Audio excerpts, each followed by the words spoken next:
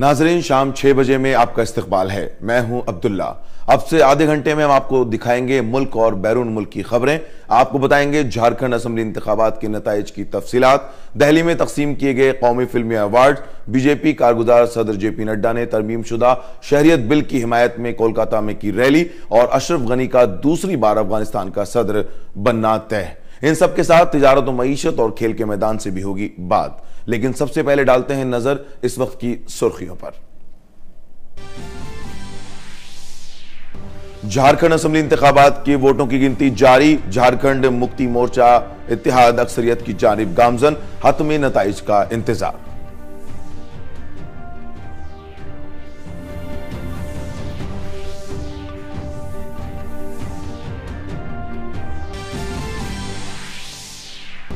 छियासठवें national film award से फनकार के किए गए सरफराज नायब सदर जमहूरिया एम वेंकैया नायडू ने अता किए अवार्ड।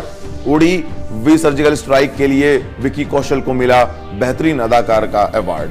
बीजेपी के सीनियर लीडर रैलियों के जरिए सीएए और एनआरसी से मुताल्लिक शुकूक व शुबहात कर रहे हैं दूर। बीजेपी के कारगुजार सदर जेपी नड्डा ने कोलकाता में रैली से किया खिताब। पार्टी के नायब सदर शिवराज सिंह चौहान का जयपुर में मीडिया से खिताब।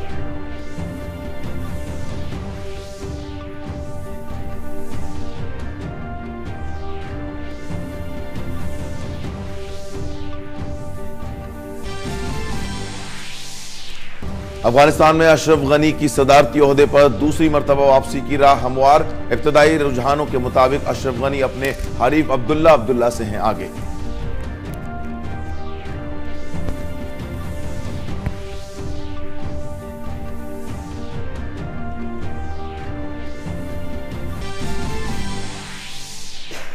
और कटक में तीसरे एक रोजा बैनुल अक़वामी मैच में भारत ने वेस्ट इंडीज को 4 विकेट से शिकस्त देकर सीरीज 2-1 से की अपने नाम। शानदार बल्लेबाजी के लिए रोहित शर्मा करार दिए गए मैन ऑफ द सीरीज।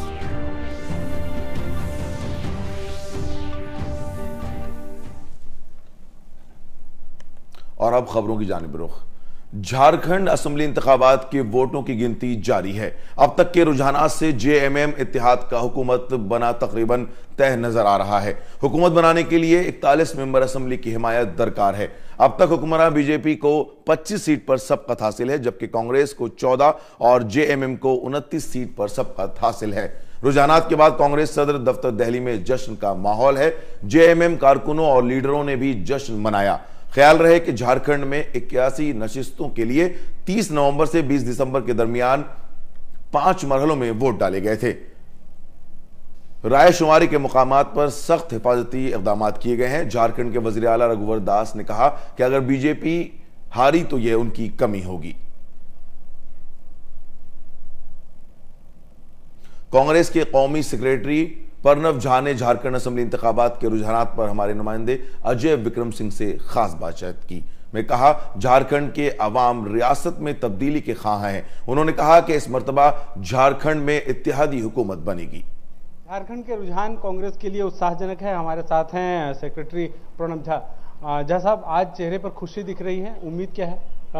खुशी जो है वो झारखंड में जाने के बाद ही चेहरे पर आ गई थी, क्योंकि आप स्पष्ट फील कर सकते थे, महसूस कर सकते थे कि जनता जो है वो बदलाव चाहती है। झारखंड की बेहतरी के लिए जो एक वैकल्पिक व्यवस्था होगी, महागठबंधन कांग्रेस जो है उसको मुखिया के रूप में जो भी उसमें योगदान दे पाएगी। आजसू से बात हो रही है, आजसू भी आ सकता है साथ में। मैं स्पष्ट रूप से नाम लेके नहीं कह पाऊंगा, क्योंकि मैं दूर हूँ टेलीविजन से और कह नहीं सकता। लेकिन जैसा मैंने आप लोगों से सुना सूत्रों के हवाले से कि बातचीत हो रही है और सबने आस्था व्यक्त की है कि एक वैकल्पिक सरकार वहां बने। किसानों की कर्ज माफी राहुल गांधी बात की है, पहला क्या होगा कि किसानों की कर्ज माफी? मुझे लगता है कि हाँ, पहला जब भी छत्तीसगढ़ के मॉडल के रूप में जैसी सरकार बनेगी, एग्जैक्टली तो मुझे नहीं पता क्या डेडलाइन दिया है इन्होंने, लेकिन जो पहला शायद फैसला होगा वो इसी बारे में होगा और क्लियरली हम इसके बारे में सुनेंगे। चलिए, जोर से बात के लिए धन्यवाद। ये थे प्रणव झा, जिनका कहना था कि जो कोशिश है कि 5 साल एक स्थिर सरकार दी जा सके और जो वादे किए गए हैं वो पूरे किए जा सके। रुझानों में तो निश्चित तौर पर गठबंधन आगे चल रहा है। अगर सत्ता में वापसी होती है तो झारखंड के लोगों की नजर इस गठबंधन के काम पर होगी। कैमरामैन अनिल के साथ Ajay Vikram Singh, DD news, Delhi. Jharkhand assembly इंतखाबात के रुझानात पर हमारे नामानिगार शैलेंद्र मिश्र से बीजेपी तर्जुमान सुधांशु त्रिवेदी ने खुसूसी बातचीत में कहा कि हमें इंतखाबात के आखिरी रुझानात तक इंतजार करना चाहिए। उन्होंने कहा कि बीजेपी की वोटिंग फैसला पहले से कहीं ज्यादा है। बीजेपी के राष्ट्रीय प्रवक्ता और सांसद सुधांशु त्रिवेदी हमारे साथ हैं। सुधांशु जी, झारखंड के जो रुझान आ रहे हैं, जो नतीजे हैं, उम्मीद के मुताबिक नहीं है पार्टी के, क्या कहना? अभी तक के जो रुझान आ रहे हैं वो निश्चित रूप से हमारी उम्मीदों के अनुरूप नहीं है, इसलिए हमें अंतिम परिणाम की प्रतीक्षा करनी चाहिए ताकि स्पष्ट रूप से संख्या निर्धारित हो सके। उसके बाद ही हम कोई विचार व्यक्त कर सकते हैं। भारतीय जनता पार्टी का मत प्रतिशत बढ़ता हुआ नजर आ रहा है। इससे ये बात स्पष्ट है कि जनता में हमारा समर्थन पहले से बढ़ा है। अभी जब तक अंतिम परिणाम नहीं आ जाते तब तक कौन कहाँ खड़ा है और कितनी दूरी पर खड़ा है, जब तक यही नहीं निर्धारित है तो कौन कहां पहुंचने की स्थिति में है, इसकी बात करना तो अभी जल्दबाजी होगी। अंतिम सवाल सर, इन चुनावी नतीजों से कुछ संकेत भी निकलते हैं, तो एक तरह से बीजेपी के लिए भी संकेत है? देखिए, जहां तक संकेत की मैं बात कहूंगा तो मैंने जैसे आपसे कहा कि हमारा मत प्रतिशत बढ़ा है। इसका मतलब हमारे जन समर्थन में कोई कमी नहीं बल्कि थोड़ी वृद्धि ही हुई है, और आने वाले समय में परिस्थितियां जैसे ही अनुकूल होंगी हम और प्रभावी और सशक्त ढंग से दिखाई पड़ेंगे। बहुत बहुत धन्यवाद। सुधांशु त्रिवेदी बीजेपी के सांसद और राष्ट्रीय प्रवक्ता, उनका कहना है कि अंतिम तौर पर जब नतीजे आएंगे तभी बीजेपी की आगे की रणनीति क्या होगी उस बारे में बताया जा सकता है, लेकिन जहां तक मत प्रतिशत का सवाल है उसमें इजाफा होता ही दिखाई दे रहा है झारखंड में। भले ही सीटों के लिहाज से जो नतीजे और रुझान हैं वो बीजेपी के उम्मीद के मुताबिक नहीं है। कैमरामैन मुरली के साथ Shailendra Mishra, DD news, Delhi. Congress leader Subodhkant Sahay ने झारखंड में वोटों की गिनती के रुझानात पर अपने रद्द अमल का इजहार किया। फर्स्ट फेज से ही शुरू हो गया था कि हम बढ़त बना रहे हैं। आप झारखंड को अच्छी तरह से जानते हैं, देखते हैं, तो जो जन विरोधी नीतियां जो सरकार की रही, मूलतः CNTSPT एक्ट रहा, भूमि अधिग्रहण बिल रहा, यहाँ पर जितने योजनाएं हुई सरजमी पे कुछ भी नहीं पहुंचा, कुछ भी नहीं। महागठबंधन भी एक दिन का नहीं है। आप देख रहे हैं 3 साल से हर लड़ाई में हम लोग एक साथ थे। बीजेपी के कारगुजार सदर जेपी नड्डा ने शहरियत तरमीमी कानून की हिमायत में कोलकाता में एक बड़ी रैली निकाली। नड्डा के साथ मगरबी बंगाल के बीजेपी सदर दिलीप घोष और पार्टी के कौमी जनरल सेक्रेटरी कैलाश विजय वर्गीय समेत पार्टी के दीगर सीनियर लीडर भी मौजूद थे। वस्त कोलकाता के हिंद सिनेमा से शुरू हुई रैली श्याम बाजार में इख्तिताम पजीर हुई। सारे बंगाल ने CAA का, सिटीजन्स अमेंडमेंट एक्ट का समर्थन किया है और खुशी जाहिर की है, इजहार की है। ये जन सैलाब बता रहा है कि सारे पश्चिम बंगाल से लोग आकर आज कलकत्ता में अब एक तरीके से भारतीय जनता पार्टी के नेतृत्व में प्रदर्शन करते हुए बता रहे हैं, जो एक्ट पास हुआ है उसका समर्थन कर रहे हैं। और ममता जी तुष्टीकरण की राजनीति कर रही हैं, ममता जी वोट बैंक की राजनीति कर रही हैं, छोटे इरादे को लेकर के चली हैं। वो नहीं चाहती कि मतुआ समाज, जो दलित समाज है, राजवंशी समाज और जो हमारा नमो शूद्र समाज है, जो बांग्लादेश से आया है, जिनको प्रताड़ना हुई है, जिनको हर तरीके की मुसीबत झेलनी पड़ी है, आज उनको नागरिकता का पूरा अधिकार नहीं है। उनको मोदी जी ने नागरिकता का पूरा अधिकार दिया है। इस बात के लिए पूरा बंगाल खुश है, पूरा समाज खुश है। आज ये CAA, सिटीजन्स अमेंडमेंट एक्ट, जिसके बारे में ममता दीदी ने और इनके सारे नेताओं ने देश में भ्रम फैलाने की कोशिश की, प्रदेश को गुमराह करने की कोशिश की। ये नागरिक संशोधन नियम है क्या? आपको जान करके स्पष्ट हो जाएगा कि यह नियम नागरिकता देता है, किसी की नागरिकता लेता नहीं है। कोलकाता हाईकोर्ट ने मगरबी बंगाल हुकूमत को तरमीम शुदा शहरियत कानून से मुंसलिक सभी तरह की मीडिया मुहिम्मात पर रोक लगाने की हिदायत जारी की है। चीफ जज DBN राधाकृष्णन और जस्टिस अरिजीत बनर्जी की डिविजनल बेंच ने अदालत के आखिरी हुक्मनामा जारी करने तक रियासती हुकूमत को CAA से मुताल्लिक जारी सभी तरह की मुहिम्मात पर रोक लगाने का हुक्म दिया। अदलिया ने साथ ही रियासती हुकूमत से अर्जी गुजार के उस दावे पर भी तफसीली जवाब तलब किया कि सरकारी पैसों के इस्तेमाल से CAA के खिलाफ मुहिम चलाई जा रही है। मामले की अगली समाअत 9 जनवरी को होगी। बिहार की राजधानी पटना में लोगों ने शहरियत तरमीमी कानून की हिमायत में रैली निकाली। इस दौरान लोगों ने भारत माता की जय के नारे भी लगाए। रैली में शामिल होने वाले लोगों ने कहा कि शहरियत तरमीमी कानून से किसी भी भारतीय शहरी की शहरियत को खतरा लाहक नहीं है और अपोजिशन जमातें जानबूझकर आवाम को गुमराह कर रही हैं। हम सभी जो भी राष्ट्रवादी हैं सभी इसके समर्थन में उतरे हैं। सभी जाति धर्म के लोग आज इस समर्थन में आगे बढ़ के भारत माता की आज देश की जनता विपक्षियों की तानाशाही के खिलाफ लड़ रही है। देश की जनता सड़कों पे उतर गई है समर्थन में। नागरिकता बिल के समर्थन में उतरी है देश की जनता। समर्थन ये CAA के समर्थन में है और जिस तरह से पूरे देश में अस्थिरता पैदा की जा रही है वो नाकाबिले बर्दाश्त है। बताइए इस बिल में कहां हमारे भारतीयों के लिए कुछ है? ये जानबूझकर कुचक रची जा रही है, ये बर्दाश्त नहीं हो। छत्तीसगढ़ के बिलासपुर में शहरियत तरमीमी कानून की हिमायत में मुत्तहिद होकर बाशिंदों ने रैली निकाली। हाथों में तिरंगा लहराते हुए सैकड़ों की तादाद में लोगों ने भारत माता की जय का नारे लगाए। लोगों ने इस रैली के तवस्सुत से शहरियत तरमीमी कानून से मुताल्लिक जारी अफवाहों पर तवज्जो न देने का पैगाम दिया। साथ ही इस कानून के लिए मोदी हुकूमत का शुक्रिया अदा किया।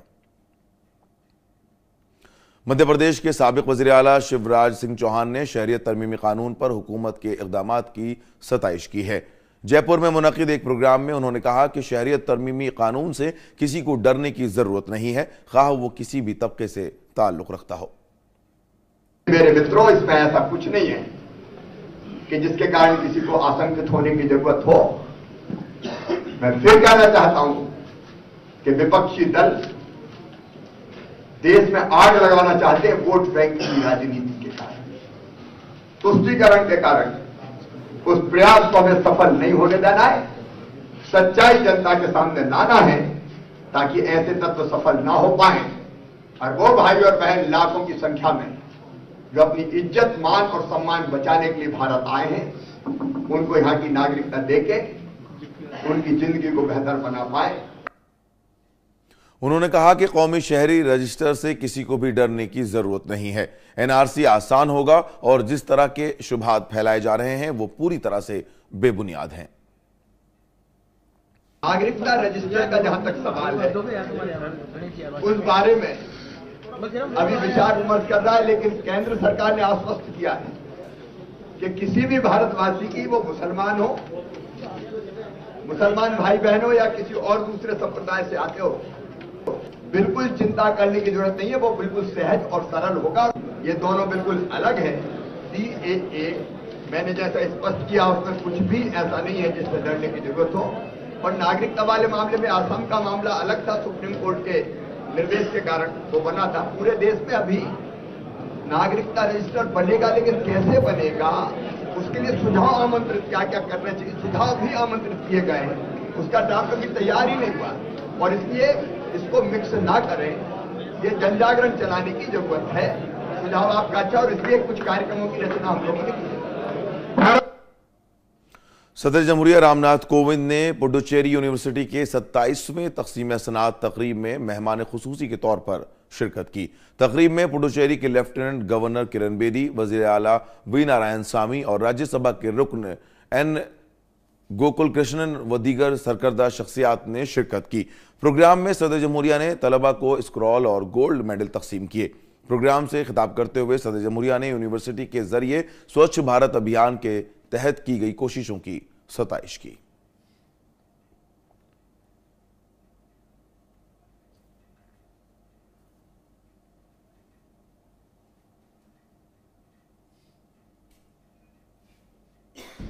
Pondicherry University is on the way to become the first university to implement Swachh Bharat in the campus. The university has indeed set its bar high, and its ambition is to provide that quality of education which can match the best in the world. The university's move to open a community college to help rural youth is commendable.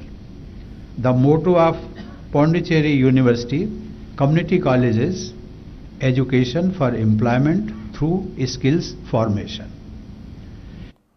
नायब सदर जमहूरिया M Venkaiah Naidu ने आज नई दिल्ली में एक तकरीब के दौरान 66वें कौमी फिल्म अवार्ड तकसीम किए।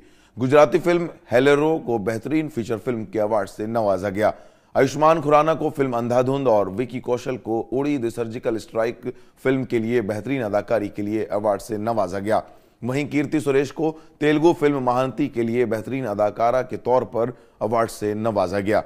इस मौके पर मरकजी वजीर प्रकाश जावड़ेकर ने फनकारी और तहजीब को मुल्क की ताकत बताते हुए कहा कि हम फिल्मों के जरिए बैनुल अक़वामी स्टेज पर अपनी गहरी छाप छोड़ने में कामयाब रहे हैं।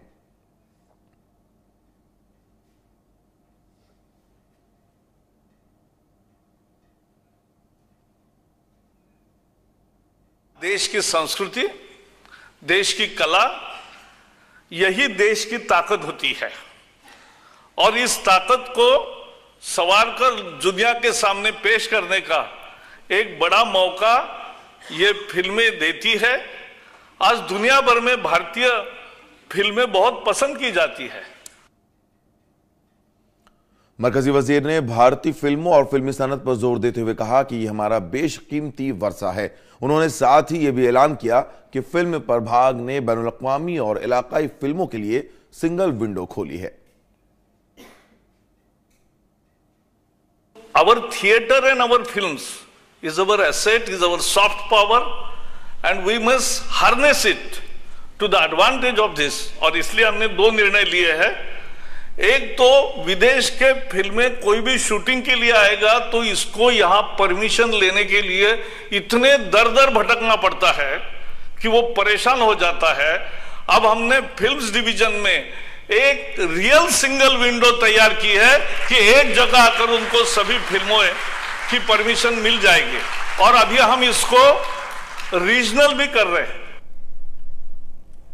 कुछ और अहम तिजारती बैनुल अक़वामी और खेल की खबरों के लिए चलते हैं हमारे साथी साइमा के पास। बहुत बहुत शुक्रिया अब्दुल्ला, आपको हमें काफ़ी अहम और बड़ी खबरों से आज की वाकिफ कराने के लिए। खबरें बहुत हैं लेकिन सबसे पहले आज नज़र डाल लेते हैं तिजारत और मईशत की खबरों पर।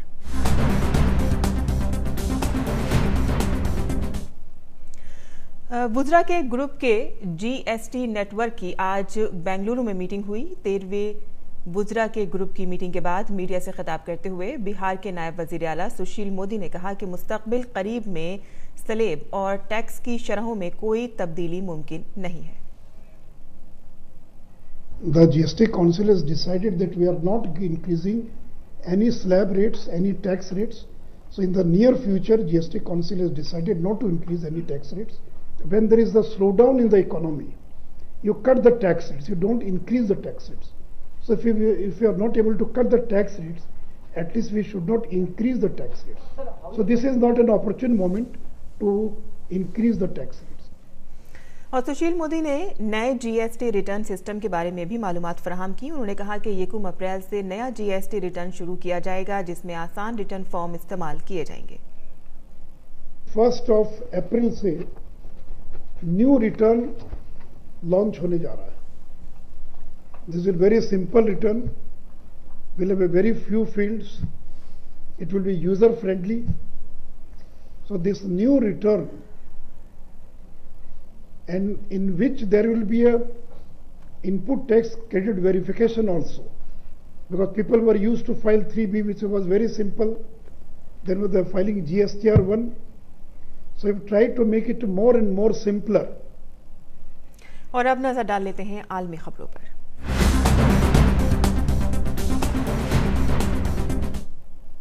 बात सबसे पहले अफगानिस्तान की, जहां अफगानिस्तान के सदर अशरफ गनी इतवार के रोज आए इंतखाबी नताइज के मुताबिक एक बार फिर से हुकूमत की बागदौड़ संभालने जा रहे हैं। इंतखाबी अफसरान ने इब्तदाई रुझानात के मुताबिक ऐलान किया है कि सदारती इंतखाब में अशरफ गनी को अक्सरियत हासिल हो गई है। कमीशन के मुताबिक 28 सितंबर को हुए इलेक्शन में गनी को 50.64% वोट मिले हैं, जबकि उनके हरीफ अब्दुल्ला को 39.52% वोट हासिल हुए हैं।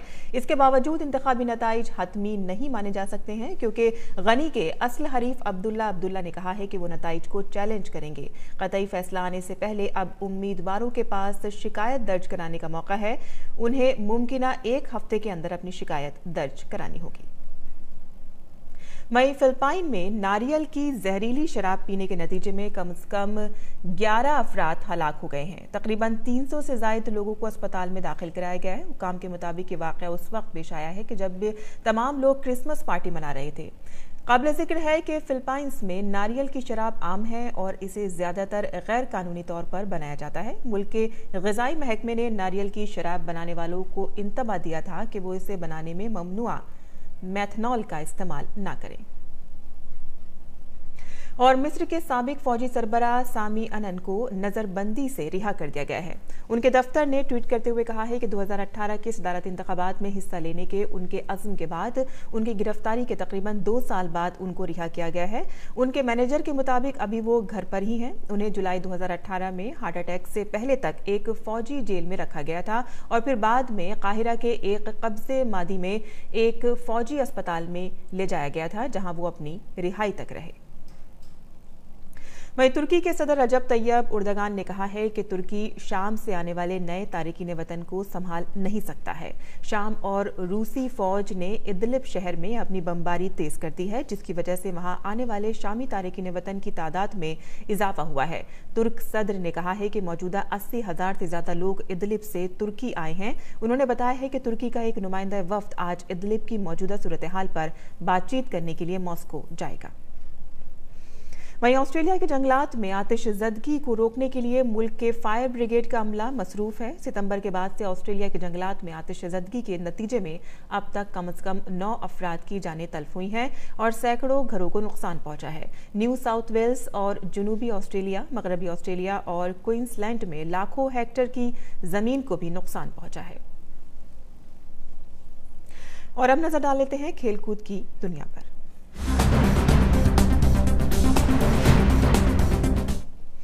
जहां प्रीमियर लीग के एक अहम मैच में मैनचेस्टर यूनाइटेड को वेटफोर्ड के हाथों शिकस्त का सामना करना पड़ा है। कल खेले गए मैच में वेटफोर्ड ने मैनचेस्टर यूनाइटेड को 2-0 से मात दे दी। इस शिकस्त के साथ ही सेमीफाइनल में पहुंचने की मैनचेस्टर यूनाइटेड की उम्मीदों को धचका लगा है। दूसरी जानिब से इस जीत के वेटफोर्ड में एक नया जोश भर दिया है और वो अब इसके बाद होने वाले मैच में बेहतर खेल के मुजाहिरे की उम्मीद करते हैं।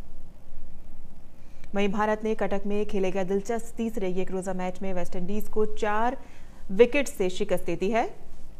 वेस्टइंडीज से जीत के लिए मिले 316 रन के बड़े हदफ को भारत ने 6 विकेट खोकर हासिल कर लिया। इस जीत के साथ ही भारत ने सीरीज को 2-1 से अपने नाम कर लिया। इस तरह वेस्टइंडीज के खिलाफ भारत ने ये मुसलसल 10वीं सीरीज जीती है।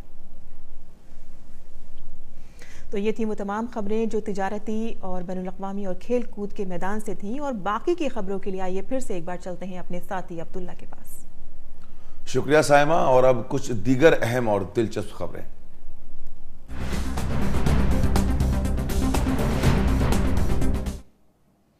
वज़ीर आज़म नरेंद्र मोदी ने चौधरी चरण सिंह जी के यौम पैदाइश पर उन्हें खिराज अक़ीदत पेश किया। उन्होंने एक ट्वीट करते हुए कहा कि जब मेहनत कश किसानों के हुकूक के तहफ़्फ़ुज़ करने की बात आई तब चरण सिंह जी आगे आए। चरण सिंह जी ने पसमानदा अफराद को बाइख्तियार बनाने के लिए मुसलसल कोशिशें की। वो भारतीय जमहूरी ताने बाने को मजबूत करने में सबसे आगे थे। नाजरीन, मरकजी हुकूमत की बेटी बचाओ बेटी पढ़ाओ स्कीम मुल्क की करोड़ों बेटियों की जिंदगी को नई समत दे रही है और इनके मुस्तकबिल को संवारने में अहम रोल अदा कर रही है। इस स्कीम का मध्य प्रदेश के इंदौर जिले में भी मुस्बत असर देखने को मिल रहा है। पेश है इंदौर से ये ग्राउंड रिपोर्ट।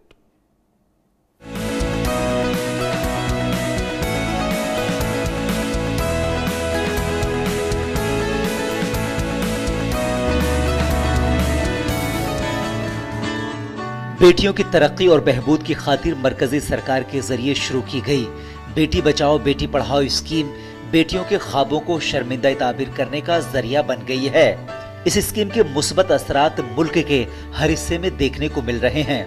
इस स्कीम के तहत मध्य प्रदेश के इंदौर जिले में जहां लड़कियों की तालीम को अपग्रेड करने की कोशिश की जा रही है, वहीं लड़कियों को जिस्मानी और ज़हनी इस्तेहसाल से बचाने और उन्हें सही गलत के बारे में बताने के लिए कैंपों का इनेकाद किया जा रहा है।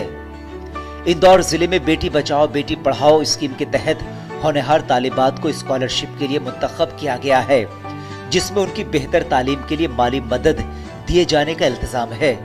उन्हें इस स्कीम के तहत स्कूलों में मुफ्त तालीम, किताबें और यूनिफॉर्म दी जा रही हैं। बेटी बचाओ बेटी पढ़ाओ स्कीम से लड़कियां खुश हैं, उनमें एक अच्छे मुस्तकबिल के लिए उम्मीद पैदा हुई है और वो इसकी सताइश कर रही हैं। सरकार ने इसमें बहुत मदद की है, हमें बहुत सारी फ्री बुक्स मिली हैं, फ्री ड्रेस मिली है और हमें सरकार ने बैंकों में पैसे देने की सुविधा करी है और बहुत सारी स्कॉलरशिप चलाई है, जिसके कारण हम हमें आगे की पढ़ाई आसानी से कर सकते हैं। हमारे देश के छोटे छोटे गाँवों में बेटी बचाओ बेटी पढ़ाओ पे बहुत सारे आंदोलन किए हैं और उस पर अभियान भी चलाए हैं। जैसे कहीं कहीं पे तो नाटकों से भी मतलब गाँवों में जाके लोगों को प्रेरणादायक किया है कि बेटियों को पढ़ाना चाहिए, ना कि घर में बंद करके रखना चाहिए। हमारे स्कूल में हर शनिवार के दिन बाल सभाएं होती है, जिसमें हमारे जीवन कौशल से हमें रिलेटेड क्वेश्चन बताया जाता है। हमें बताया जाता है कि हमें कौन गुड टच कर रहा है और बैड टच कर रहा है, हमें कैसे पता चलेगा ये, हमें है ना दूसरों के प्रति कैसा व्यवहार रखना चाहिए, यानी कोई हमें छू रहा है तो वो किस नज़रिए से छू रहा है, हमें उसकी भी जानकारी रखना चाहिए। और हमारे स्कूल में इसका बहुत अच्छा प्रशिक्षण दिया जाता है। मोदी जी ने बाल विवाह पे भी अत्यधिक रोक लगा दी है कि मतलब पहले बहुत बाल विवाह ज़्यादा हो जाते थे, 18 साल से कम उम्र वाले बच्चों की शादी कर देते, पर अब आधार कार्ड देखते हैं और बहुत सारी चीज़ें प्रूफ मांगते हैं कि वो 18 साल की है क्या नहीं, उससे पहले मतलब बच्ची की शादी नहीं करते हैं। बेटी बचाओ बेटी पढ़ाओ स्कीम के तहत तालीम के साथ साथ बेटियों को दीगर शोबों में आगे बढ़ाने और उनकी शराकतदारी को यकीनी बनाने की कोशिशें की जा रही हैं। ये स्कीम मुल्क की बेटियों के लिए वरदान, ये स्कीम मुल्क की बेटियों के लिए गनीमत साबित हो रही है। इसके जरिए उन्हें समाजी तौर पर बाख्तियार बनाने और उनकी जिस्मानी, ज़हनी और तालीमी तरक्की के लिए काबिल जिक्र इक़दाम किए जा रहे हैं। Bureau report, DD news Urdu खबरें।